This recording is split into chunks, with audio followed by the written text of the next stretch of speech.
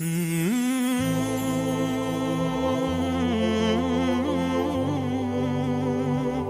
الرحمن الرحیم، الصلاة والسلام علی رسولہ الکریم وعلی آلہ وصحبہ اجمعین۔ مولانا الیاس صاحب رحمۃ اللہ علیہ کے ذریعے سے اللہ تعالیٰ نے امت کو اپنے اصل منصب کی طرف لوٹنے کے اسباب پیدا فرمائے۔ ایک زمانہ گزر گیا تھا، اپنے اصل جو فرض منصبی ہے لِتَكُونُوا شُهَدَاءَ عَلَى النَّاسِ، یہ کتنی واضح قرآن کی آیت۔ وَكَذَلِكَ جَعَلْنَاكُمْ أُمَّةً وَسَطًا لِتَكُونُوا شُهَدَاءَ عَلَى النَّاسِ۔ عام طور پہ اس کو شہداء علی الناس آخرت کے ساتھ جوڑ دیتے ہیں کہ قیامت کے دن تم لوگوں کے سامنے اس بات کی گواہی دو گے کہ نبیوں نے تیرا پیغام پہنچایا تھا۔ حالانکہ یہ ادھوری بات ہے، یہ آخرت مراد نہیں ہے یہاں صرف۔ لِتَكُونُوا شُهَدَاءَ وَسَطًا لِتَكُونُوا شُهَدَاءَ،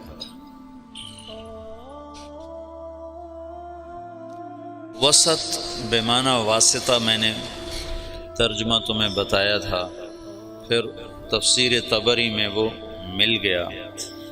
میں نے جبوتی میں یہ امتن وسطہ کو بمعنی واسطہ کہا کہ تم واسطہ ہو بین الناس و بین اللہ تعالی، جیسے انبیاء واسطہ تھے بین الناس و بین اللہ تعالی۔ وہ واسطہ کی کیا شکل ہے؟ شہادت علی الناس، کہ دنیا کے انسانوں کو جا کر بتانا کہ لا الہ الا اللہ میں کامیابی۔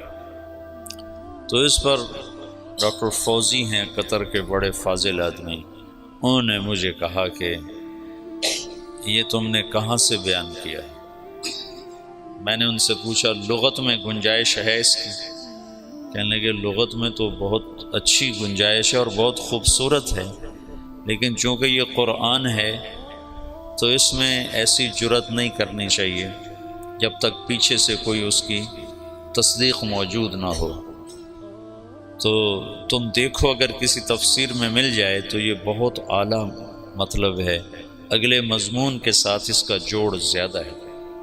پھر واپس آ کر میں نے سب سے قدیم تفسیر طبری کو دیکھا تو اس کے آخر میں یہ مطلب انہوں نے لیا ہے جو اس وقت میں نے بیان کیا کہ امت واسطہ ہو، ویسے تو ہے وسطہ عدلاً معتدل، افراط و تفریط جو یہود و نصارہ میں ہے اس سے مبرہ ہو۔ لیکن یہ مطلب بہت خوبصورت ہے کہ تم واسطہ ہو بین اللہ و بین الناس۔ وہ واسطہ کیسے ہو؟ شہادت علی الناس، لوگوں تک اللہ کا پیغام پہنچانا، گواہی دینا، قولوا لا الہ الا اللہ تفلحوا۔ اسی کی کڑی ہے پھر معاشر میں بھی یہ گواہی دینا کہ ہاں یا اللہ تیرے نبیوں نے سچ بات بتائی تھی۔ یہ بیچ میں ایک زمانہ گزرا جس میں یہ سبق محو ہو گیا۔ دعوت حق اور باطل دونوں کے ساتھ، دونوں کی تاریخ اتنی پرانی ہے جتنی انسان کی پرانی ہے۔ آدم علیہ السلام اترے، ساتھ شیطان بھی اترا، شیطان نے بھی دعوت دی اور آدم علیہ السلام نے بھی دعوت دی۔ دونوں کی دعوت، بلکہ اس سے پہلے وحی ہے، میں نے کئی دفعہ یہ مضمون بیان بھی کیا ہے کہ شیاطین کی بھی وحی ہے، وَإِنَّ الشَّيَاطِينَ لَيُوحُونَ إِلَىٰ أَوْلِيَائِهِمْ، پھر ان کی وحی کی حیثیت ہے یوحی بعضهم إِلَىٰ بَعْضٍ زُخْرُفَ الْقَوْلِ غُرُورًا، اور اللہ تعالیٰ کی وحی ہے اِنَّا أَوْحَيْنَا إِلَيْكَ كَمَا أَوْحَيْنَا إِلَىٰ نُوحٍ وَالنَّبِيِّينَ مِن بَعْدِهِ، اس وحی کی کیفیت ہے بالحق انزلناہ بالحق نزل۔ شیطان کی وحی ہے زخرف القول غرورا، اور اللہ کی وحی ہے بالحق انزلناہ بالحق نزل۔ خود وہ اپنی ذات میں ذالکم اللہ ربکم الحق، پھر اس کا قول قولہ الحق، پھر اس کا نزول اور انزال دونوں حق بالحق انزلناہ بالحق نزل، اور جس پر اترا ہے وہ بھی حق، وآمنوا بما نزل علی محمد وہو الحق من ربہم، تو ہوا کا مرجع محمد بھی بنتا ہے۔ تو حق سے اللہ کی وحی مزین ہے، اور زخرف القول غرورا سے شیطان کی جو وحی ہے وہ مدلس اور ملمع ہے۔ تو شیطان وحی سے شروع کرتا ہے، انبیاء اللہ بھی وحی سے شروع کرتا ہے، پھر شیطان داعی بن کے آتا ہے الا ان دعوتکم فاستجبتم لی، اور انبیاء بھی داعی بن کر آتے ہیں رب انی دعوت قومی لیلا و نہارا۔ تو یہ دونوں ایک دفعہ میں نے قرآن میں دیکھا تو ساتھ ساتھ یہ کڑیاں چلتی ہیں۔ پھر شیاطین کی دعوت میں بھی فنائیت ہے، ثم لآتینہم من بین ایدیہم ومن خلفہم وعن ایمانہم وعن شمائلہم، یہ فنائیت ہے کہ بالکل اپنے آپ کو جھونک دوں گا۔ اور انبیاء کی دعوت میں بھی فنا ہو جانا ہے، رب انی دعوت قومی لیلا و نہارا، اور لعلک باخع نفسک الا یکون مؤمنین، اور لعلک باخع نفسک علی آثارہم ان لم یؤمنوا بہذا الحدیث اسفا، اور فلا تذهب نفسک علیہم حسرات۔ یہ آیات بتاتی ہیں کہ انبیاء کیسے فنا ہو کر دعوت میں لگتے ہیں، شیطان بھی فنا ہو کے لگتے ہیں، اپنا سب کو کہ بما اغویتنی لأزینن لهم فی الارض ولأغوینہم اجمعین، ایسی طاقتور تعبیر اپنی وہ اللہ تعالیٰ بتا رہا ہے، یہ یوں مجھ سے کہہ رہے ہیں۔ تو میدان میں چونکہ حق ایک معنوی چیز ہے، باطل بھی ایک معنوی چیز ہے، کیفیت ہے نا، میں کہتا ہوں اللہ ہی ایک ہے، ایک کیفیت ہے، اور ایک کہتا ہے بارش کا اللہ اور ہے، اور سورج کا اللہ اور ہے، اور اولاد کا اللہ اور ہے، وہ بھی ایک کیفیت ہے۔ میں اللہ میں شریک ٹھہراتا ہوں، اللہ نہ کرے، اور ایک اللہ، میں اللہ کو واحد مانتا ہوں، یہ کیفیات ہیں۔ تو کیفیات کو وجود میں لانے کے لیے ڈنڈا نہیں ہوتا ہے، دعوت ہوتی ہے۔ کیفیات کو اندر میں اتارنے کے لیے طاقت نہیں ہے، دعوت ہے، ڈنڈا نہیں ہے، دعوت ہے۔ اکثر انبیاء فقراء ہیں، مساکین ہیں۔ تو یہ دعوت کا سلسلہ آدم علیہ السلام سے عیسیٰ علیہ السلام تک چلا ہے، لکل قوم ہاد وَإِن مِّنْ أُمَّةٍ إِلَّا خَلَا فِيهَا نَذِيرٌ، یہ عیسیٰ علیہ السلام تک۔ یہ ایک عورت آئی عیسیٰ علیہ السلام سے مسئلہ پوچھنے، تو فرمایا بنی اسرائیل سے ہوگا؟ نہیں، کہا اما میں بنی اسرائیل کی گم شدہ بھیڑوں کو تلاش کرنے آیا ہوں، میں تمہارے لیے پیغام نہیں لایا۔ لکل قوم ہاد، جالینوس اور عیسیٰ علیہ السلام کا زمانہ ایک ہے۔ یہ جوارش جالینوس یہ یونانی تھا، مصر میں رہتا تھا، موحد تھا۔ اسے کسی نے کہا کہ ایلیا میں یروشلم بیت المقدس جو آج کا نام ہے فلسطین میں ایک حکیم ہے جو مردے زندہ کر دیتا ہے۔ تو جالینوس نے کہا وہ یقیناً نبی ہوگا، مردے زندہ کرنا کسی طبیب کا کام نہیں ہے۔ تو جالینوس کے ذمہ ایمان لانا نہیں تھا عیسیٰ علیہ السلام پر، کہ وہ مصر میں ہے، بنی اسرائیل سے نہیں ہے، یونان سے ہے۔ لیکن جب اللہ نے ہمارے نبی کو بھیجا تو اللہ نے قانون بدل کر کہا تبارک الذی نزل الفرقان علی عبدہ لیکون للعالمین نذیرا وما ارسلناک الا کافۃ للناس بشیرا ونذیرا وما ارسلناک الا رحمۃ للعالمین قل یا ایھا الناس انی رسول اللہ الیکم جمیعا۔ یہ ساری آیات بتاتی ہیں کہ اللہ نے قانون بدلا، سارا عالم۔ اس لحاظ سے تو کسی بڑے طاقتور، لولا نزل هذا القرآن على رجل من القريتين عظیم، جو کہا تھا مکے والوں نے، آپ ملک شام میں پیدا ہوتے یا ایران میں پیدا ہوتے، یا تمدن ہے، تہذیب ہے، قوت ہے، کسی بادشاہ کے بیٹے بن کر پیدا ہوتے تاکہ بچپن سے قوت اور طاقت ہوتی۔ یتیمی کی انتہا، ماں 6 برس کی عمر میں گئی، باپ دیکھا ہی کوئی نہیں، 8 سال کی عمر میں دادے کو بھی اٹھا لیا، اور 8 سال کی عمر میں فقر کی وجہ سے بکریاں چرانا پیشہ بنا۔ لوگ دیکھتے تھے کہ آپ پہاڑوں سے بکریوں کو لے کے اتر رہے ہوتے تھے، نہ سر پہ کپڑا ہوتا تھا نہ پاؤں میں جوتا ہوتا تھا، ایسا فقر تھا۔ ابو طالب کے فقر کی وجہ سے بکریاں چرا رہے، اور یہ آنے والے وقت کے سارے عالم کے نبی ہیں۔ تو اللہ تعالیٰ ابراہیم علیہ السلام کی دعا کو اب پورا فرما رہا ہے، ایک امت مسلمہ پیدا کر رہا ہے، ایک ان میں رسول کا، وَابْعَثْ فِيهِمْ رَسُولًا، وہ رسول بھی آ رہا ہے اب اور امت بھی آ رہی۔ اس امت کو اللہ تعالیٰ نے ایسی جگہ رکھا جہاں کوئی اور آ کے ان کے مزاج کو خراب نہ کرے، ان کی صفات کو خراب نہ کرے، ان کی زبان کو خراب نہ کرے، ان کی طبع جو فطرت ہے اسے خراب نہ کرے۔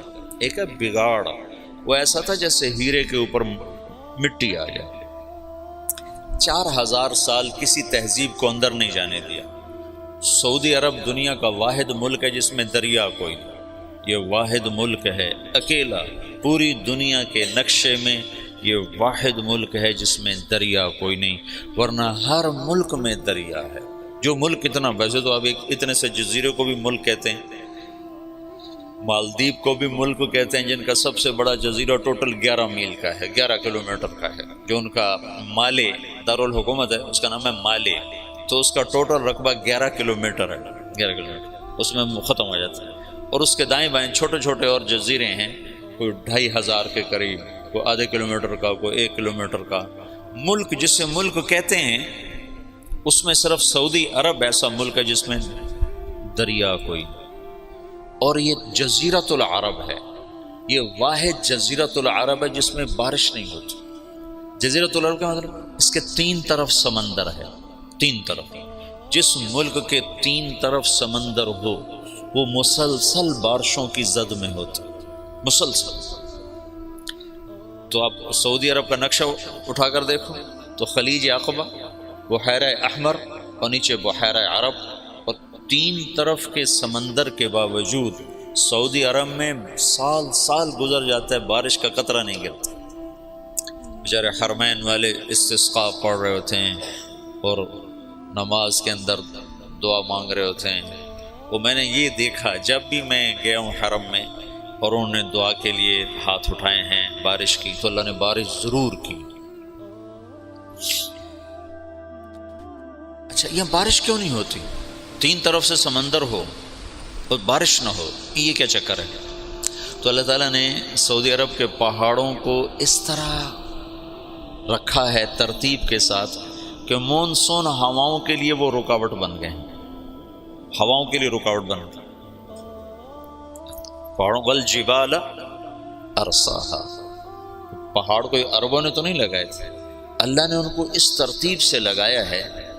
جو ارضیات کے ماہر ہیں، جیولوجی جس کو کہتے ہیں، جو ارضیات کے ماہر ہیں وہ یہ کہتے ہیں کہ یہ عجب بات ہے، جزیرہ ہے، 3 طرف سے سمندر ہے، اوپر جا کر اتنا سا ٹکڑا اردن کے ساتھ ملتا ہے خشکی والا، یوں سمندر جاتا ہے عراق کے ساتھ جا کر، اس طرف سے جاتا ہے، اس طرف سے جاتا ہے، اور پھر بارش نہیں ہوتی کہ پہاڑ اللہ نے اس طرح لگائے ہیں کہ مونسون ہواؤں کے لیے پہاڑ رکاوٹ بن گئے، تو ہواؤں کا رخ پھیر دیتے ہیں پہاڑ۔ سبحان اللہ، یہ بارش کوئی نہیں، دریا کوئی نہیں، کیوں کہ یہ سرسبز نہ رہے، کیوں کہ اس میں غیروں کو طمع اور لالچ نہ رہے کہ یہ ہم نے فتح کرنا ہے۔ وہ تیمور تھا نا کم بخت، مجھے کسی بادشاہ پہ اتنا غصہ نہیں آتا جتنا تیمور پہ آتا ہے۔ مسلمانوں میں ایسا لنگڑا تھا کم بخت وہ کہ مسلمان ہی ذبح کرتا رہا لوٹ مار کے لیے۔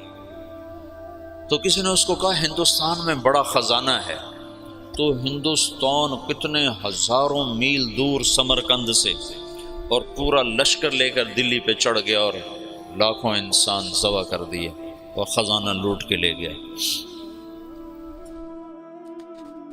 غیروں کو طمع نہ ہو کہ کوئی اور قوم اس میں آئے اور ان کے ساتھ رہنا شروع کرے اور ان کے مزاج خراب ہو جائیں، اور ان کی اپنی اصل فطرت اور ان کی جو عادت ہے اور جو ابراہیم نے جو بیج بویا ہے اس میں کوئی اور پیوند نہ لگ جائے۔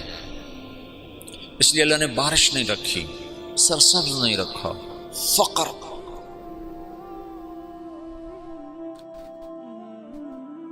لہذا حدود کے اوپر سلطنتیں قائم کی۔ ایران نے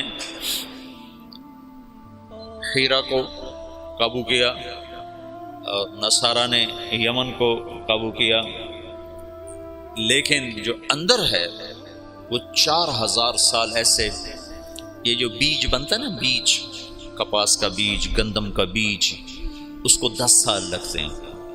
پہلے اس کو اگاتے ہیں، پھر اس کے ساتھ ایک اور کو اس کے ساتھ پیوند کرتے ہیں، پھر اس میں سے بیج آتا ہے، پھر اس کو اگاتے ہیں، پھر اس کے ساتھ دوسرا پیوند کرتے ہیں، پھر اس کو نکالتے ہیں، پھر اس کے ساتھ دوسرا لگاتے ہیں۔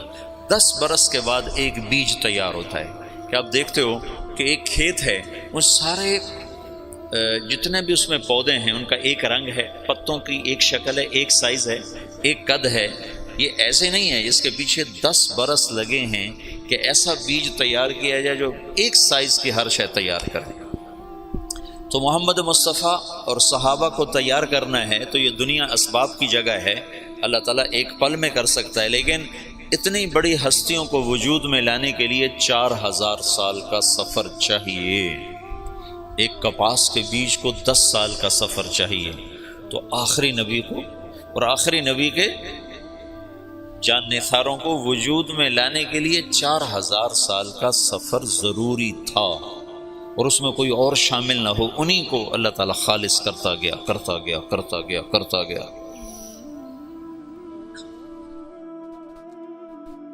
اور پھر جا کر اللہ تعالیٰ نے محمد بن عبداللہ صلی اللہ تعالی علیہ وسلم کو وجود بخش اور کہا اٹھ قم فانذر وربک فکبر وثیابک فطہر والرجز فہجر ولا تمنن تستکثر ولربک فاصبر۔ اور دوسرا قم کہا قم اللیل الا قلیلا نصفہ او انقص منہ قلیلا او زد علیہ ورتل القرآن ترتیلا۔ تو اللہ کا نبی موجود ہے، صحابہ موجود ہیں، اور قرآن اتر رہا ہے، اپنی جگہ پر آیت فٹ ہو رہی ہے۔ عمر رضی اللہ تعالیٰ عنہ نے عبداللہ بن عباس سے پوچھا یہ کیسے اختلاف ہو جائے گا؟ اللہ کے نبی نے خبر تو دی تھی کہ اختلاف ہو، من یعش منکم من بعدی وسیرا اختلافا کثیرا۔ تو حضرت عمر کہنے لگے اختلاف کیسے ہوگا؟ قرآن تو ایک ہے اور رسول بھی ایک ہے۔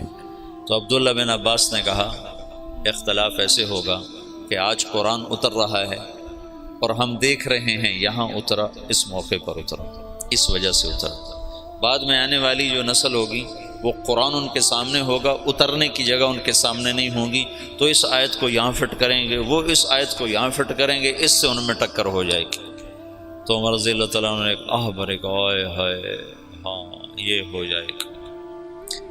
تو اللہ کے نبی ایک ماحول بنا رہے ہیں، ہر آدمی سمجھ رہا ہے کہ میں دعوت کے لیے پیدا ہوا ہوں، دعوت دینا میرا کام ہے، میرا منصب نہ ملک ہے نہ مال ہے، میں پوری دنیا کے انسانوں کو اللہ کا پیغام پہنچانے کے لیے دنیا میں آیا ہوں۔ یہ رسول بھی اس لیے آیا ہے کہ پوری دنیا کے انسانوں تک اللہ کا پیغام پہنچے۔ دعوت میں تقریر نہیں ہے لمبی، آپ اسلم تسلم دیکھتے نہیں ہو۔ اللہ کے نبی کے خطوط کتنے مختصر، اللہ کے نبی کے خطبے کتنے مختصر۔ واض و نصیحت کی زبان لمبی ہے، دعوت کی زبان مختصر ہے۔ ہاں دعوت کا درد بڑا لمبا ہے، دعوت کی تڑپ بڑی بے قرار کرنے والی ہے۔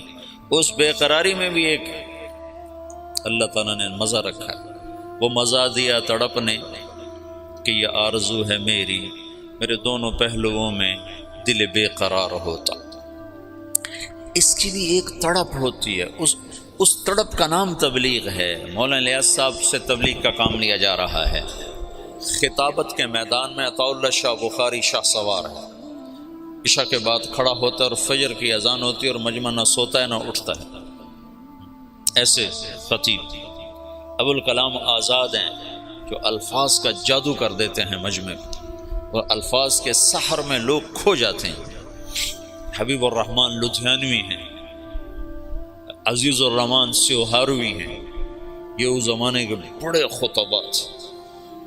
اور کس سے تبلیغ کا کام لیا جا رہا ہے؟ محمد الیاس بن محمد اسماعیل، جن کی زبان میں اتنی لکنت ہے کہ مولانا عبید اللہ صاحب رحمۃ اللہ علیہ نے مجھ سے کہا، عبید اللہ صاحب تھے نظام الدین، کہ بیان میں ایک لفظ کو 18 دفعہ کہنے کی کوشش کی، 18 دفعہ نہیں کہہ سکے، چھوڑ دو، اتنی لکنت اور بے ترتیب بات میں ترتیب کوئی نہیں، آگے کا پیچھے، پیچھے کا آگے، اور الفاظ بڑے مشکل۔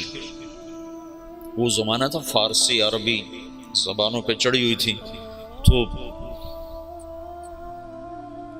عبداللہ صاحب فرمایا کرتے ہیں کہ بیان کر رہے ہیں ایک معنی پیش آ گیا، یعنی کہ ایک حادث پیش آ گیا، یعنی کہ ایک عائق پیش آ گیا، ہر لفظ پہلے سے زیادہ پیچیدہ۔ یہ مولانا الیاس صاحب کے بیان کی مثال دیا کرتے ہیں حاجی عبداللہ صاحب، پیچیدہ بات۔ ایک میں باتی اٹھا باہر نکلا تو آگے مولانا ابوالحسن علی ندوی رحمۃ اللہ علیہ بیٹھے تھے، کہنے لگے میاں جی کچھ سمجھے یہ کیا کہہ رہے ہیں بابا جی؟ وہاں کو یقین کی بات کر رہو، یقین سمجھو، یقین اب کو یقین کی بات کر رہو، کچھ اللہ پہ یقین۔ وہ کلمے کی دعوت بڑی دیتے تھے نا، اللہ سے ہوتا ہے مخلوق سے نہیں ہوتا، مخلوق اللہ کے بغیر کچھ نہیں کر سکتا۔ اس کو اجمالی طور پر چھوڑ گئے، مولانا یوسف صاحب نے اس کو کھولا۔ تو خطابت کے شاہ سواروں کو چھوڑ کر، جس کو بولنا بھی نہیں آتا، موسیٰ علیہ السلام کی سنت کو زندہ کیا جا رہا ہے کہ اٹھ تو جا، اذهب الى فرعون انه طغى۔ وہ کہتے ہیں لا ينطلق لسانی، میں تو بول نہیں سکتا ہوں، رب تجھے میں نے پسند کیا ہے، اصطنعتک لنفسی، تو میرا انتخاب ہے، تو جا۔ کہا اچھا پھر میرا بھائی تو میرے ساتھ کر، کچھ بولے تو صحیح۔ کہا اچھا چل وہ بھی لے جا۔ تو ایک ماحول ہے دعوت کا، اور صحابہ سمجھ رہے ہیں کہ ہم ملک و مال کے لیے نہیں آئے، فتوحات کے لیے نہیں آئے، ہم دعوت دینے کے لیے آئے ہیں۔ اور ایک فضا بنی ہے جس میں ہر بچہ، ہر عورت، ہر مرد، اس کا اندر کا ایک غم ہے کہ میں کس طرح لوگوں کو جہنم سے نکالنے کا سبب اور ذریعہ بن جاؤں۔ لہٰذا وہاں یہ سمجھنا نہیں پڑتا تھا کہ بھئی یہ کیا کام کر رہے ہیں، آتے ہی پتہ چل، جیسے یہاں کوئی آدمی آتا ہے کہتا ہاں بھئی یہاں پڑھائی ہو رہی، یہاں تعلیم ہو رہی۔ تو اللہ کے نبی نے دعوت کا ایک ماحول قائم کیا۔ ایسے علمی حلقے اللہ کے نبی کے زمانے میں نہیں لگے۔ پوچھنے یسألونک عن المحیض، یسألونک عن الیتامى، یسألونک عن المواقع، عن الاہلہ، یسألونک عن الانفال۔ پوچھنے پر محفل لگ جاتی تھی، لیکن آؤ بھائی میں تمہیں مسائل سکھاؤں، ایسا کچھ نہیں ہوتا تھا۔ ترغیب کے لیے مجالس قائم کی ہیں، مسائل سکھانے کے لیے پوچھنے پر، بن پوچھے نہیں ہے۔ تو علم کے لیے الگ خاص سے کوئی جماعت نہیں بٹھائی ہے، اپنے اپنے استعداد کے مطابق ہر آدمی لیتا چلا گیا ہے۔ جب آپ دنیا سے گئے ہیں تو آپ کیا کر گئے ہیں؟ ان اللہ بعثنی کافۃ للناس رحمۃ فأدوا عنی، اور اب حجۃ الوداع میں کہہ کر گئے ہیں فلیبلغ الشاہد الغائب، میرا پیغام غائبین تک پہنچانا میری امت کے ذمے ہے۔ اور دعا کر کے گئے ہیں نضر اللہ امرأ سمع مقالت فبعاها ثم اداها كما سمعها فرب مبلغ اوعى من سامع۔ اس کے بعد جب آپ 11 ہجری کو دنیا سے تشریف لے گئے ہیں اور صدیقی دور آیا ہے تو تمام صحابہ ہیں، اور آپ نے مجمل چھوڑا، متعین نہیں کیا۔ اس میں وہ کون سی کتاب ہے؟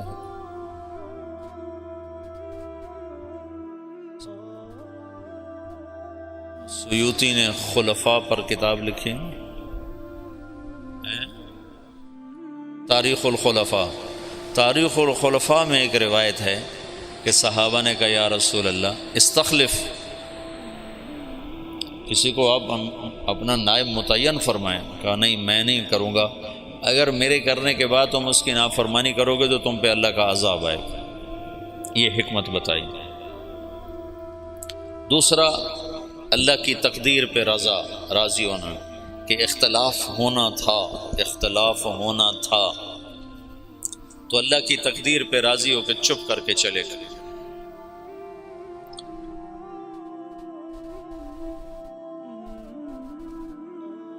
انصار کی بہت بڑی قربانی ہے اس موقع پر۔ جب آپ کا انتقال ہوا ہے تو آپ کی طبیعت پہلے ٹھیک ہو چکی تھی، ابوبکر چلے گئے حوالی، اور پیچھے صرف ازواج مطہرات ہیں۔ آپ کے انتقال پر وہ وہاں سے آئے ہیں اور افراتفری مچی ہے، رونا دھونا مچا ہے۔ مدینے میں انصار میں منافقین کی تعداد آپ کی وفات تک موجود رہی ہے، یہ تو معلوم ہے نا، اور وہ اللہ کے نبی کو پتہ تھا یا حضرت حذیفہ کو پتہ تھا، اور کسی کو نہیں پتہ تھا، اور ہوئی بات اثر کرتی ہے۔ مجھے تحقیق نہیں ہے لیکن میرا وجدان ہے، جو کچھ میں نے پڑھا بار بار، کہ وہ جو سقیفہ تو بنی ساعدہ کا قصہ ہوا، اس کے موجد منافق ہوں گے، تو کسی کو پتہ ہی نہیں ہے کہ یہ منافق ہے، یہ منافق ہے، تو ہر ایک کو مسلمان سمجھ رہے ہیں، تو انہوں نے یہ شوشہ چھوڑا ہوگا۔ پھر اس کے جیسے افق کے واقعے کو چلانے والا عبداللہ بن ابی، لیکن حسان بن ثابت اس میں پھنس گئے، اور مصطح بن اثال اس میں پھنس گئے، اور حمنہ بنت جحش رضی اللہ تعالیٰ عنہ، یہ تین مخلصین اس کی لپیٹ میں آ گئے، اور ان کو بعد میں حد لگی، منافقین کو چھوڑ دیا گیا۔ تو آپ کے انتقال کے بعد سارے لوگ مسجد میں جمع ہیں، انصار جمع ہو گئے بنو ساعدہ کے ڈیرے پر، بیٹھنے کی جگہ۔ آج کل وہاں ایک باغیچہ بنا ہوا ہے، اور وہ ہے قبلہ جنوب میں ہے، قبلہ وہاں سے یہ جنوب ہے نا، جنوب میں ہے، تو قبلہ کے اس طرف چھوٹا سا باغیچہ بنا ہوا ہے، اب بھی ہے، وہ سقیفۃ بنی ساعدہ، بنو ساعدہ کا ڈیرا تھا۔ وہاں جو لوگ جمع ہوئے، آج تک یہ مجمل ہے، کیسے جمع ہوئے، کس نے دعوت چلائی، کس نے جمع کیا۔ جتنی تاریخ میں نے مطلب دین کو تھوڑا پڑھا ہے، تاریخ کو زیادہ پڑھا ہے، تو کسی کتاب میں یہ نہیں ملا کہ کون جمع کرنے کا سبب بنا، لیکن تسلسل سے پڑھنے سے میرا ایک تاثر بنا ہے کہ یہ تحریک منافقین نے چلائی ہوگی، پھوٹ ڈالنے کی اور توڑ پیدا کرنے کی۔ تو انہیں سعد بن عبادہ رضی اللہ تعالیٰ عنہ کو تیار کر لیا کہ یہ امیر ہوگا، اب یہ امیر ہوگا۔ تو یہ آپس میں وہ باتیں کر رہے ہیں، محرک اس کے یقیناً آخرت میں تو بھید کھل جائے گا، انشاءاللہ مجھے یقین ہے آخرت میں وہ مجرم سامنے آئیں گے کہ منافق ہی تھے جنہوں نے یہ ساری اسکیم چلائی، اور صحابہ کو اس میں استعمال کر لیا کہ وہ بشر تھے، خطا سے پاک نہیں تھے، معصوم عن الخطا نہیں تھے۔ تو ابوبکر کے پاس ایک آدمی نے، تو ادھر بیٹھا، اور وہاں امت کے توڑنے کا نظام بن چکا ہے۔ تو ابوبکر رضی اللہ عنہ اور عمر رضی اللہ تعالیٰ عنہ، ابو عبیدہ رضی اللہ تعالیٰ عنہ، یہ تین حضرات نے دوڑ لگائی، ایسی افراتفری میں گئے۔ اس وقت غسل شروع تھا، حضرت علی ادھر مشغول تھے، اور وہاں وہ اس کے لیے جا ہی نہیں رہے کہ مجھے خلیفہ بنایا جائے، تو اس فتنے کو دبانا چاہتے ہیں۔ وہاں پہنچے تو سعد بن عبادہ نے چادر اڑی ہوئی ہے، وہ بیمار سے تھے، اور وہاں بات چل رہی کہ اب امارت ہماری چلی، ہم اللہ کے نبی کے انصار ہیں، ہم نے آپ کو ٹھکانہ دیا، ہم نے آپ کو مشکل وقت میں ساتھ دیا، ہم وہ تھے جو مشقت میں آگے اور راحت میں پیچھے، لہذا امیر ہمارا ہوگا۔ تو عمر رضی اللہ تعالیٰ عنہ پہلے بولنے لگے، ان کا میں نے سوچا کہ میں بات کرتا ہوں، تو ابوبکر صدیق نے مجھے روک دے کر بیٹھ جاؤ، اور ابوبکر رضی اللہ تعالیٰ عنہ کھڑے ہوئے نا۔ اس سے پہلے حباب بن، جب ابوبکر رضی اللہ تعالیٰ عنہ کھڑے ہوئے، ان کا دیکھو تم نے سنا تھا نا کہ اللہ کے نبی نے کہا تھا الائمۃ من قریش، خلافت قریش کے پاس رہے گی، عرب جس کے سامنے سر جھکاتا ہے وہ صرف قبیلہ قریش ہے اور کوئی نہیں ہے۔ تو حباب بن منذر رضی اللہ تعالیٰ عنہ وہ شخص ہیں جنہوں نے بدر میں رائے دی تھی کہ خیمے ادھر سے اکھاڑ کے ادھر لگائیں، تو جبریل نے آ کر کہا تھا کہ اللہ تعالیٰ فرما رہے ہیں کہ حباب کی رائے پہ عمل کیا جائے۔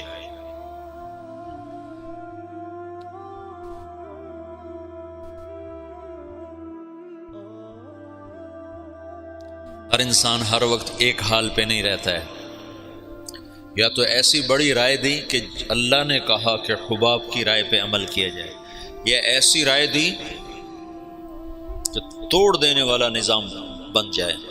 تو حباب بن منذر نے کہا میں تم سب کا فیصلہ کرتا ہوں، ایک امیر مہاجرین میں سے ہوگا، ایک انصار میں سے ہوگا۔ ایک تلوار، ایک میان میں دو تلواریں کہاں آئیں؟ تو ابوبکر رضی اللہ تعالیٰ عنہ ان کو سختی سے ڈانٹ دیا، بیٹھ جا، امت کی وحدت کو فرقت میں تبدیل نہ کر، کو ڈانٹ کے بٹھا دیا۔ پھر مختصر تقریر فرمائی کہ یہ امر اس وقت تک سلامت ہے جب تک امامت قریش کے پاس، تم ہمارے انصار ہو اور وزراء ہو، ہم تمہارے امراء ہیں، میری طرف سے یہ عمر حاضر ہے، ابو عبیدہ حاضر ہے، اس میں سے کسی کے ہاتھ پر بیعت کر۔ تو عمر رضی اللہ عنہ نے ایک دم کھڑے ہو کر کہا، جس کو اللہ کے رسول نے مصلی پہ کھڑا کیا وہی ہمارا خلیفہ ہے۔ نمازیں پڑھائی نے 17، تو حضرت عمر نے بیعت کی تیزی کے ساتھ، ابو عبیدہ نے اس کے پیچھے۔ پھر اللہ تعالیٰ کی غیبی مدد آئی، انصار کی یہ قربانی۔ زندگی میں ایک اصول سیکھو، اللہ تمہیں توفیق دے، مجھے توفیق دے، میں نے اس میں بہت نفع پایا، اپنی رائے سے پیچھے ہٹ جانا سیکھو۔ رائے پہ جمنا تو طبعی چیز ہے، رائے پہ اصرار تو فطری چیز ہے۔ بچہ بھی کہتا ہے میں نے ادھر جانا ہے، میں نے ادھر جانا ہے، ماں کہتے نہیں جانا تو وہ روتا ہے۔ اتنی چھوٹی عمر سے رائے کا اصرار شروع ہو جاتا ہے، تو رائے سے ہٹنا سیکھو بشاشت کے ساتھ۔ جب رائے کے خلاف ہوتا نا تو دل تنگ پڑ جاتا ہے اور طبیعت بجھ جاتی ہے۔ تو یہ ایک اللہ کی طرف سے سبق تھا۔ انفرادی سطح پر آگے آیا خالد بن ولید کا قصہ، اور اجتماعی سطح پر آیا انصار مدینہ کی طرف سے۔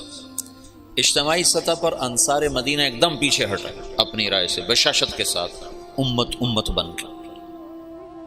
اگر وہ نہ ہٹتے تو پہلے دن ہی توڑ تھا، اگر وہ ہٹتے اور دل ان کے ساتھ نہ ہوتے تو بھی توڑ تھا۔ وہ ہٹے بھی صحیح اور دل بھی کھول دیے، سینے کھول دیے۔ تم چلے میں جاتے ہو، یہ سال والے سال میں جائیں گے، یہ صرف چلے اور سال کی بات نہیں، تم گھر میں ہوتے ہو، مدرسے میں ہوتے ہو، رائے کا اختلاف ہوتا ہے، تو اپنی رائے دینا بھی سیکھو، اپنی رائے کے خلاف ہونا بھی سیکھو، اور اپنی رائے کے سے ہٹ جانا بھی سیکھو۔ یہ رائے دینے سے زیادہ مشکل کام ہے، اور میں نے ہٹنے میں بڑے نفع دیکھے، بڑے نفع دیکھے، بڑے نفع دیکھے۔ مجھے تو 22 سال ہو گئے ہٹتے ہوئے اور پیچھے ہوتے ہوئے، لیکن میں نے کبھی نقصان نہیں دیکھا۔ اجتماعی سطح پر انصار مدینہ اور انفرادی سطح پر خالد بن ولید، یہ بھی دنیا کی تاریخ کا منفرد واقعہ ہے کہ جرموک کی جنگ میں سالار کے سر کے اوپر جھنڈا ہے اور حضرت عمر کا خط آتا ہے کہ خالد کو معزول کر دیا جائے اور ابو عبیدہ کو امیر بنا دیا جائے، اور وہ کہتے ہیں تم گواہ رہو، میں آج کے بعد کوئی منصب قبول نہ کروں گا اور پہلے سے زیادہ محنت کر کے دکھاؤں گا، اور اگر میں عمر کے لیے لڑتا تو آج میں گھر چلا جاتا، تو میں اللہ کے لیے کر رہا ہوں، تم گواہ رہو۔ خالد بن ولید پہلے انتقال کر گئے، عمر رضی اللہ عنہ بعد میں فوت۔ خالد بن ولید نے 60 سال بھی پورے نہیں کیے، 58-59 سال کی عمر میں انتقال فرما گئے تھے۔ تو عمر رضی اللہ تعالیٰ عنہ بعد میں نے ایک کتاب میں پڑھا، مجھے اب نہ کتاب یاد ہے نہ زمانہ یاد ہے، لیکن مضمون یاد ہے کہ عمر رضی اللہ عنہ نے فرمایا میں نے خالد کو سمجھنے میں خطا کھائی، میں نے خالد کو سمجھنے میں خطا کھائی، لیکن یہ ضروری تھا، اس واقعے کا ہونا بہت ضروری تھا کہ آئندہ اندھیرے آنے والے ہیں، ان میں کچھ شمع روشن ہونی چاہیے، ان میں کچھ دیے جلنے چاہیے، ان میں کچھ چاند چمکنے چاہیے، تاکہ نہ ماننے والوں پر حجت قائم ہو اور بھٹکے ہوں کو راستہ مل جائے کہ یوں بھی رائے سے ہٹا جاتا ہے، یوں بھی قربانی دی جاتی ہے۔ میں نے کہا ادھر تو یہ جماعت کے امیر نہیں ہوتا، امیر یہ جماعت کا، جس نے صرف اتنا ہی کرنا ہوتا ہے، بیان کون کرے، تشکیل کون کرے، تعلیم کون کرے، گاڑی پہ چلیں کہ بس پہ چلیں، اتنا ہی ہوتا ہے۔ اس کو ہٹا دو تو وہ تگنی کا ناچ نچا دیتا ہے پوری جماعت کا کہ مجھے ہٹانے والے ہیں کون۔ یہ دو عجب واقع ہوئے ہیں اس میں، عجب۔ تو انصار مدینہ ہٹ گئے، سعد بن عبادہ کی بات بیچ میں رہ گئی اور ابوبکر رضی اللہ عنہ کے ہاتھ پر بیعت ہو گئی، اور وہ جو ایک وحدت تھی وہ اللہ نے دوبارہ قائم فرما دی، اور ابوبکر رضی اللہ تعالیٰ عنہ خلیفۃ الرسول کا لقب پا کر مسند رسول پر بیٹھے، یا خلیفۃ رسول اللہ۔ امیر المومنین نہیں کہا جاتا تھا، یا خلیفۃ رسول اللہ۔ جب آئے عمر رضی اللہ عنہ تو ان کو کہا جاتا یا خلیفۃ رسول اللہ۔ وہ کہتے یار یہ بڑا بھاری لفظ ہے، کوئی مختصر لفظ تلاش کرو۔ تو کسی کو سمجھ میں نہیں آ رہا تھا کہ مختصر لفظ کیا ہونا چاہیے، تو یا خلیفۃ رسول اللہ کی بات چلتی تھی۔ تو ایک دفعہ ایک بدوؤں کا وفد آیا، عمر بن عاص رضی اللہ تعالیٰ عنہ بیٹھے تھے برآمدے میں مسجد کے، تو آ کر کہنے لگے این امیر المومنین۔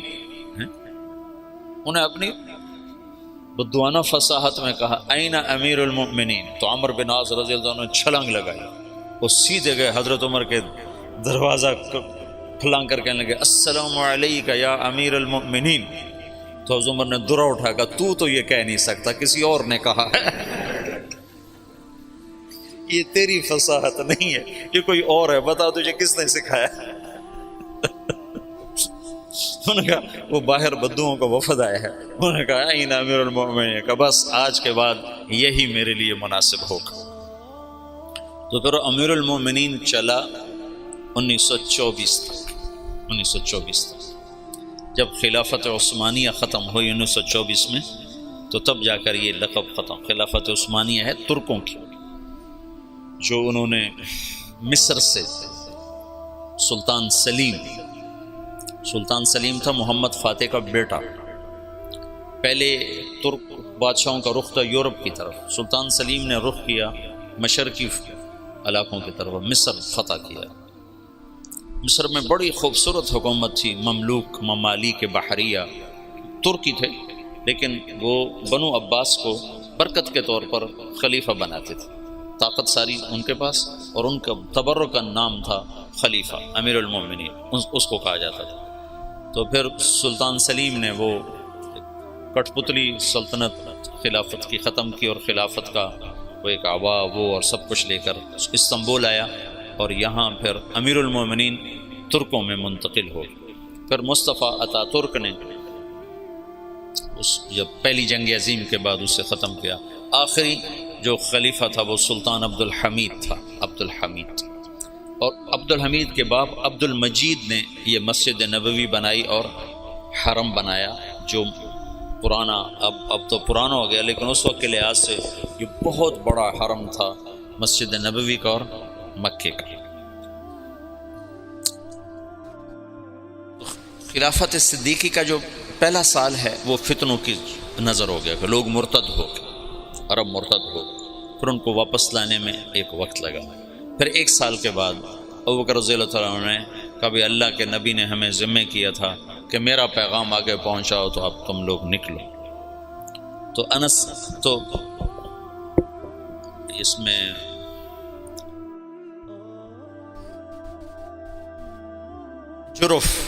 جرف میں آ کر قافلے جمع ہونے شروع ہوئے صحابہ کی، تو جب وہ ان کو روانہ کرنے کے لیے تشریف لائے تو کہنے لگے یہ تھوڑے ہیں، بہت بڑی مہم ہے، آدمی کون مہیا کرے گا؟ تو انس رضی اللہ تعالیٰ نے کہا میں حاضر ہوں۔ تو انہیں سارے عرب کا چکر لگایا، تو پھر کوئی 1,00,000 کے قریب عرب کٹھے ہوئے، صحابہ بھی تابعین بھی، اور ان کو 6 حصوں میں تقسیم کیا۔ 4 لشکر بھیجے شام، 2 بھیجے عراق، خالد بن ولید اور مثنى بن حارثہ کو بھیجا عراق، اور یزید بن ابی سفیان ان کو دمشق کی طرف، ابو عبیدہ بن جراح کو حمص کی طرف، عمرو بن عاص کو فلسطین کی طرف، اور شرحبیل بن حسن ان کو شام کی طرف۔ یہ 4 لشکر ادھر اور 2 لشکر عراق کی طرف۔ یہ جو جانے والے ہیں ان کے سامنے صرف دعوت ہے اور کچھ نہیں، جو بھیجنے والے ہیں ان کے سامنے صرف دعوت ہے اور کچھ نہیں، کہ ہم لوگوں کو قتل کرنے نہیں جا رہے، ان کا ملک چھیننے نہیں جا رہے، ان کو اللہ کا پیغام سنانے جا رہے۔ پھر یہ ریلا اٹھا ہے، خلافت راشدہ میں دعوت کا نظام مکمل چلا۔ پھر خلافت عثمانی کے 6 سال اسی طرح گزرے ہیں۔ پھر 6 سال کے بعد وہ وَسَيَرَا اختلافاً کثیرا، اختلاف کا سلسلہ شروع ہوا، جس کی آخری کڑی عثمان رضی اللہ عنہ کی شہادت ہے۔ مسجد قباء میں کھڑے ہو، قبلے کی طرف منہ کرو تو سیدھے ہاتھ ایک میدان اب بن گیا ہے، کھجوریں لگیں، یہاں کنواں ہوتا تھا، اس کا نام تھا اریس۔ تو اللہ کے نبی کی انگوٹھی منتقل ہوئی ابو بکر کی طرف، پھر ہوئی عمر کی طرف، پھر ہوئی عثمان کی طرف۔ عثمان رضی اللہ تعالیٰ عنہ بیر اریس پر کھڑے ہیں، وضو کرنے لگے تو خادم کو انگوٹھی پکڑائی، اس نے یوں ہاتھ کیا، انہیں ایسے رکھی، اس کے ہاتھ سے پھسلی اور کنویں میں چلی گئی۔ تو عثمان رضی اللہ تعالیٰ عنہ نے کنویں کا سارا پانی نکلوا دیا اور نیچے سے مٹی کھدوا دی اور انگوٹھی نہیں ملی، اٹھا لی اللہ تعالیٰ، خاتم نبوت۔ میں نے وہ کنواں فوٹو میں دیکھا ہے، ویسے نہیں دیکھا، چھوٹا سا کنواں، اور اس میں پانی بھی اتنا زیادہ نہیں ہوتا تھا، عرب کے کنویں میں تھوڑا سا پانی ہوتا تھا۔ سارا ڈھونڈ مارا، انگوٹھی نہیں۔ اس انگوٹھی کے گم ہوتے ہی اختلاف اور افتراق، اور عبداللہ بن سبا جو یہودی تھا اور مسلمان بن کے داخل ہوا، جو شیعہ مذہب کی بنیاد بننے جس نے ڈالی، وہ اختلاف چلتے چلتے چلتے چلتے آخر حضرت عثمان رضی اللہ عنہ کی شہادت پر ختم ہوا۔ اللہ کے نبی نے حضرت عثمان سے فرمایا تھا، میرے بعد تجھ سے خلافت کی کرتے کو اتارنے کے لیے کہا جائے گا، تم نے کرتا نہیں اتارنا، شہادت کو قبول کرنا ہے، ورنہ تیرا میرا آخرت میں جوڑ نہیں ہو سکے گا، مجھ سے مل نہ پاؤ گے۔ تو ان لوگوں نے مطالبہ کیا، فسادیوں نے، کہ تم حکومت چھوڑ دو، ہم تمہیں کچھ نہیں کہتے۔ کہا یہ تو میں نہیں چھوڑوں گا، میں صابر محتسب قتل ہو جاؤں گا، یہ کام نہیں کروں گا، شہید ہو گئے۔ تو علی رضی اللہ تعالیٰ عنہ کو خلیفہ بنے، انتہائی تشویشناک حالات۔ حسن آئے، کہنے کہ ابا خلافت قبول نہ کر ورنہ تیرے اوپر قتل عثمان لگ جائے گا۔ حسن رضی اللہ عنہ اتنے صاحب فراست تھے کہ انتہا کی بات، کہ ابا خلافت قبول نہ کر، تیرے اوپر قتل عثمان کا داغ لگ جائے گا۔ کہا میرے اوپر کیسے لگ سکتا ہے، میں تو بری ذمہ ہوں۔ اچھا پھر دیکھ لیں۔ اور اس وقت وہ انکار بھی نہیں کر سکتے تھے، اتنے پھنسے ہوئے تھے۔ بیعت فرمائی، بیعت کا ہونا تھا کہ یہ بات چل پڑی کہ یہ علی نے عثمان کو قتل کروایا ہے خلافت پر قبضہ کرنے کی۔ کہ ابا میں تمہیں کیا کہتا تھا۔ پھر جب خلیفہ بنے تو پھر آئے، کہنے لگے دیکھو کسی گورنر کو معزول نہ کرو، کسی کو بھی، عثمان کے بنائے ہوئے گورنر کسی کو معزول نہ کرو، اور خاص طور پر معاویہ بن ابی سفیان کو ہرگز معزول نہ کرنا، ورنہ وہ تیرے خلاف کھڑے ہو جائیں گے تلوار لے کر۔ جب تک تیری حکومت مضبوط نہ ہو جائے یہ کام نہ کرنا۔ لیکن حضرت علی رضی اللہ تعالیٰ عنہ بڑی بے بسی کی زندگی گزاری، یقین مانو۔ علی شاہ ولی اللہ تو حضرت علی رضی اللہ عنہ کو ابو بکر پر بھی فضیلت دینے کی طرف مائل ہو گئے تھے، اور جو پہلے محدثین کے راویوں میں آتا ہے نا فیہ تشیع، وہ شیعہ یہ نہیں جو آج کا شیعہ، وہ شیعہ یہ تھا کہ بہت سے بڑے بڑے علماء نے حضرت علی کو فضیلت دی ہے۔ کیوں جی؟ ابن ابی شیبہ،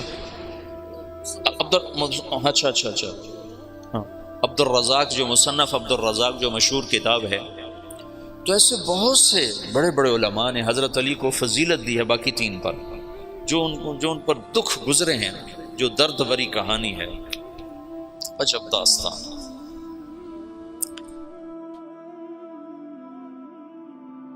انہیں معزول کر دیا حضرت معاویہ رضی اللہ عنہ کو، معزول کرنا تھا، وہ کھڑے ہو گئے۔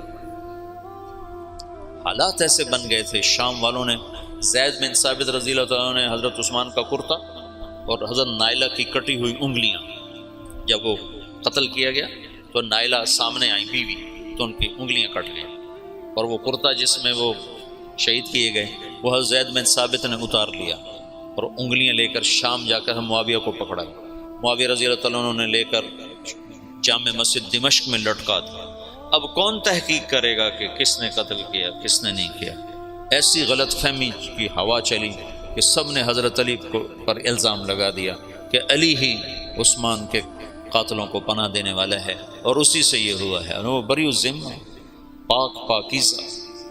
پر اللہ کی تقدیر تھی، یہ جنگ جمل بھی ہونی تھی، جنگ صفین بھی ہونی تھی، اللہ کا نظام تھا، اس میں بھی اس کی حکمتیں رحمتیں چھپی ہوئی ہیں۔ تو حالات ایک دم وہ جو دعوت کا ریلا تھا وہ آپس کے ٹکراؤ کی طرف چلا گیا، اور دعوت کے کام کو پہلا جھٹکا لگا ہے 26 سال کے بعد۔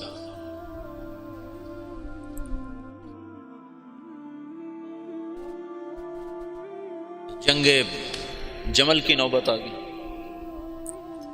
جب بیعت ہونے لگی تو سب سے پہلے بیعت کی حضرت طلحہ نے، ان کا یہ ہاتھ بیکار ہو گیا تھا احد کی لڑائی میں نا، تلوار وہ تیروں کو سہتے سہتے جو اللہ کے نبی پر تیر آتا تو آگے ہاتھ کر دیتے تھے، تو سارا ہاتھ ختم ہو گیا تھا، وہ الٹے ہاتھ سے لڑتے تھے۔ اس کے بعد تو انہوں نے جب بیعت کی نا تو ایک آدمی نے کہا اوہو یہ بیعت تو ٹھیک نہ ہوگی، وہ بیکار ہاتھ سے کی نا، تو انہوں نے فال لی اس سے، اللہ کے نبی بھی فال لیتے تھے، کَإِنَّ هَذِهِ الْبَيْعَةَ لَا تَتِمُّ، یہ کام سرے نہیں چڑھے گا۔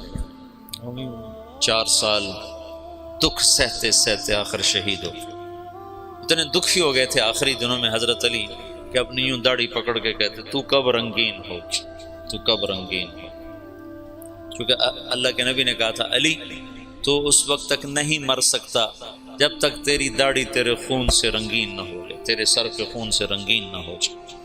اور صالح علیہ السلام کی اونٹنی کا قاتل اشقا تھا، میری امت کا اشقا وہ ہوگا جو تجھے قتل کرے گا۔ تو پھر ایسے داڑھی کو پکڑ کر کہتے تو کب رنگین ہو، پھر کہتے وہ اشقا کدھر ہے، وہ اشقا کدھر ہے، وہ آتا کیوں نہیں، وہ کدھر ہے؟ اتنے دکھی ہو گئے تھے، بے وفائی، لوگوں کی جفا۔ حضرت معاویہ رضی اللہ عنہ کو شام کا ٹکڑا ملا جو بڑے سلیقے والے، بڑے طریقے والے، بڑے وفادار، اور حضرت علی رضی اللہ عنہ کو کا امتحان بڑا تھا، بڑوں کے امتحان بھی بڑے، ان کو عراق ملا جہاں کے لوگ منافقانہ عادات اور ہر جتنے بھی عیب، اس لیے تو حجاج اللہ نے ان پہ مسلط کیا، عراق والوں پہ بھرے ہوئے، بے وفائیوں سے بھرے ہوئے۔ تو اس کا آخری نتیجہ حضرت علی کی شہادت پہ نکلا، جنگ جمل ہوئی جس میں حضرت طلحہ جیسے، حضرت زبیر جیسے شہید کر دیے۔ جب آپس میں ٹکرائے نا صلح ہو گئی، لیکن جو لوگ عبداللہ بن سبا کے ساتھی تھے، میں تمہیں تفصیل تو نہیں بتا رہا، صرف اشارے کر رہا ہوں، تبلیغ کا تھوڑا سا پس منظر بتانا چاہتا، دعوت کی تاریخ بتانا چاہتا کہ جب تم چھٹیوں میں جاؤ تو بشاشت سے جاؤ، ہمارے ڈنڈے کی وجہ سے نہ جاؤ۔ جو ڈنڈے کی وجہ سے جاتے ہیں وہ موبائل سے کھیلتے رہتے ہیں، ادھر تعلیم ہوتی ہے ادھر وہ موبائل سے کھیل رہے ہوتے ہیں، ادھر گشتور ہوتا ہے ادھر وہ اپنے اخبار بیٹھے پڑھ رہے ہوتے ہیں۔ تو ایسا چلہ مجھے نہیں چاہیے، گھر چلے جاؤ زیادہ بہتر ہے۔ میں چاہتا ہوں تم بشاشت کے ساتھ اللہ کی راہ میں نکلو کہ تمہیں فائدہ تو ہو، تمہیں نفع تو ہو، اپنے نفس کے ہاتھوں نہ مارے جاؤ، یہ ہماری وجہ سے نہ تم ایسے ہی علی رغم انف نہ جاؤ، بے بشاشت القلوب جاؤ۔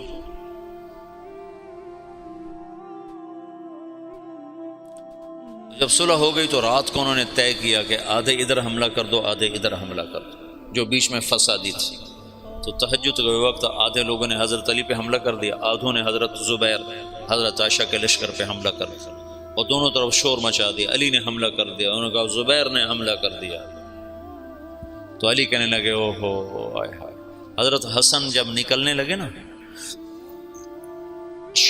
اس کے لیے، عراق کے لیے، تو حضرت حسن نے کہا بابا مت نکلو، ورنہ تمہاری جنگ ہو جائے گی۔ کہا میرے ہوتے ہوئے کیسے ہوگی؟ کہا ہو جائے گی، دیکھ لینا، نہ جا، مدینہ نہ چھوڑ، مدینہ نہ چھوڑ۔ تقدیر غالب آئی۔ جب جنگ ہو گئی تو پھر حضرت حسن سے کہا بیٹا کاش میں تیری بات مان لیتا، اور ہائے کاش میں آج سے 20 سال پہلے مر گیا ہوتا اور یہ دن میں نہ دیکھتا۔ چھوڑ گئی جنگ۔ پھر جب تلواریں چنگاریاں برسانے لگیں تو حضرت علی نے زور سے آواز لگائی این زبیر بن العوام۔ زبیر نے کہا میں ہوں، کہ میرے سامنے آ۔ اللہ اکبر، عشرہ مبشرہ آمنے سامنے۔ تو کہا تمہیں وہ دن یاد ہے جب تو اور میں مسجد میں اکٹھے آئے تھے، ہاتھوں میں ہاتھ دیے، پکڑے ہوئے تھے، لیے ہوئے تھے، اور اللہ کے نبی نے تم سے پوچھا تھا تمہیں علی سے محبت ہے؟ تو تم نے کہا تھا ہے۔ تو اللہ کے نبی نے کہا تھا ایک دن آئے گا تو اس کے خلاف تلوار اٹھائے گا اور تو اس وقت حق پہ نہیں ہوگا۔ کہا یاد ہے؟ ہاں یاد آ گیا۔ کہا تو میرے خلاف تلوار اٹھاتا؟ ان تلوار ایسے ڈالی، گھوڑے کو واپس موڑا۔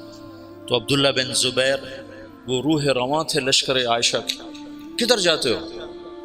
کہاں جا رہے ہو؟ کہا وہ علی نے مجھے ایک بات یاد دلا دیا، میں واپس جا رہا ہوں، میں نہیں لڑوں گا۔ کہا ہمیں جنگ میں جھونک کے خود واپس جا رہے ہو؟ کہا میرے سامنے حق آ چکا ہے، اب میں ہاتھ نہیں اٹھا سکتا۔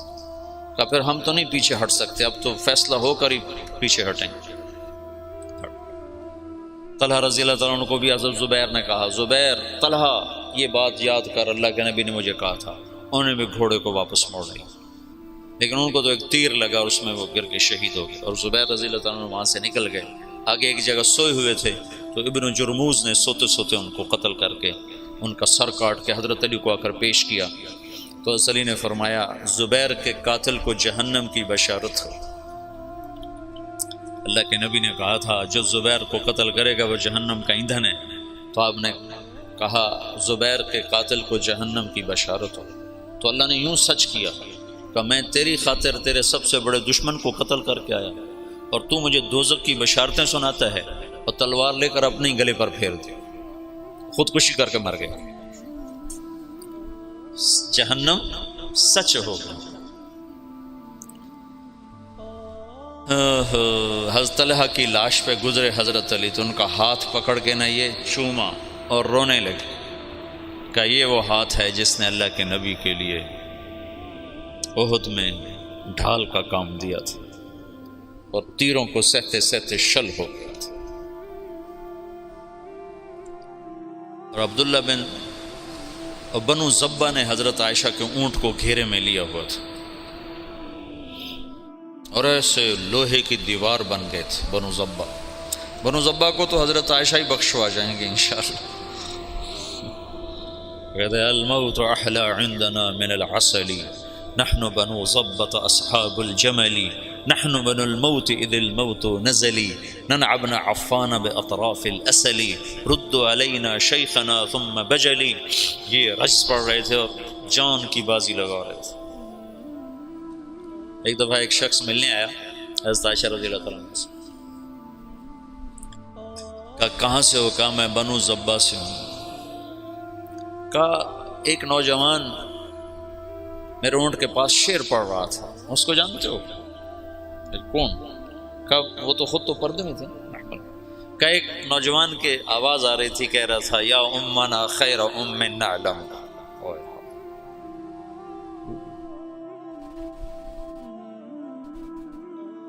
یا امنا خیر ام نعلم اما ترین کم شباب یکلم وتفتلی حامته والمعصم۔ تو وہ کہنے لگا جی وہ میرا سگا بھائی تھا۔ تو عائشہ روتے روتے روتے ساری چادر آنسوں سے تر کر دی۔ تو ایسے ایسے شاہ سوار اس دن شہید ہوئے جو اکیلے اکیلے ہزاروں پر بھاری تھے طرفین سے۔ آخر میں عبداللہ بن زبیر رضی اللہ تعالیٰ عنہ نے حضرت عائشہ کے اونٹ کو پکڑا پھر آخر تک وہ جمے، ورنہ جو آتا تھا وہ قتل ہو جاتا، یا وہ قتل ہو جاتا یا قاتل یا حملہ آور قتل ہو جاتا تھا۔ ایک دو بڑے شاہ سوار آمنے سامنے آئے، دونوں ایک ایک ہزار پر بھاری تھے، ایک ادھر ایک کے ہاتھ میں حضرت عائشہ کا اونٹ، دوسرا حضرت علی کی طرف سے، دونوں ایک دوسرے کے وار سے ایک وقت میں ختم ہو کے گر گئے۔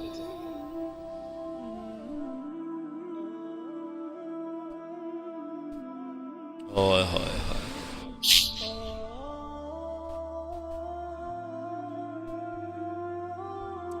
پھر وہ آخر حضرت علی نے کہا اونٹ کو گراؤ ورنہ جنگ ختم نہیں ہوگی، اونٹ کو گراؤ۔ انہوں نے اونٹ پر وار کیے، اونٹ گرا۔ جو دور کے لوگ تھے انہوں نے وہ کو تحقیق پھر تھوڑے ہوتے، ان کو ہو حضرت اما عائشہ تو شہید ہو گئے، بس وہ ایسے دل برداشتہ ہوئے کہ پھر